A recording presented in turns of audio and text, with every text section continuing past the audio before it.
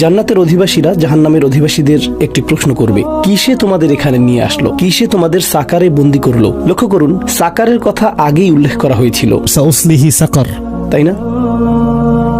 আল্লাহ এখন আলোচনার পরিসর আরো বিস্তৃত করবেন। একটি বিষয় আমি আপনাদের কাছে উল্লেখ করেছি, প্রথমেই সেই 1% অভিজাতদের সমালোচনা করা হয়েছিল, আর আল্লাহ বিশেষভাবে উল্লেখ করেছিলেন যারনি ওয়া মান খালাকতু ওয়াহিদা ওয়া জাআলতু লাহু মালাম মামদুদা।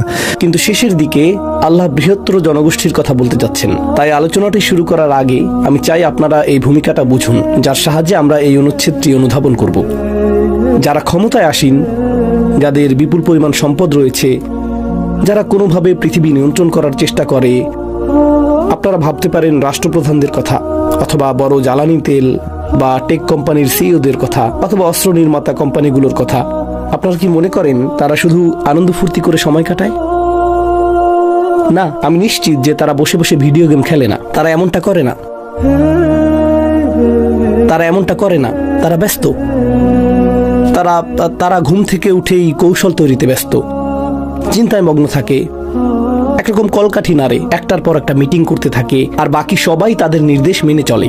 এমনকি ঘুমানোর সময়ও তাদের মস্তিষ্ক ব্যস্ত থাকে, তাই না? কারণ আধিপত্য বিস্তার, পৃথিবী দখল করা এবং সাম্রাজ্য গড়ে তোলা, এই সব কিছুর জন্যই একটা ঘোরের মধ্যে থাকা প্রয়োজন।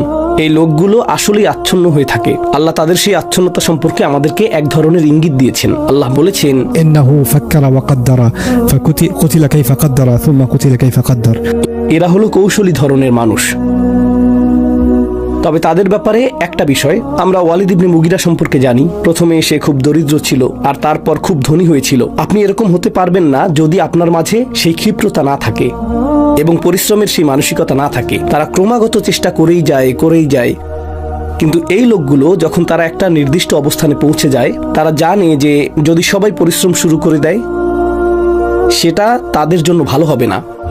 তাই তারা নিশ্চিত করতে চায় যে তারা এমন একটা সংস্কৃতি তৈরি করবে যেখানে মানুষ শুধু আরামায়েশে ডুবে থাকবে।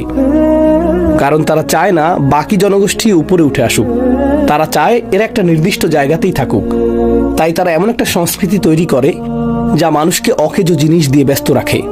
খেলাধুলা, বিনোদন, পরচর্চা, গল্পগুজব, কবিতা, এইসব জিনিস।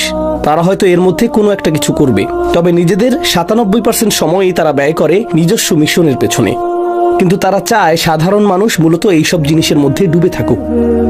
এই অনুচ্ছেদটি পড়ার সময় আমরা দেখতে পাবো যে এখন আল্লাহ শুধু শীর্ষ 1%-এর কথা বলছেন না, আল্লাহ এখন জনসাধারণ অর্থাৎ বৃহত্তর জনগোষ্ঠীর কথাও বলছেন। তাদের অনেকেই জাহান্নামে যাবে।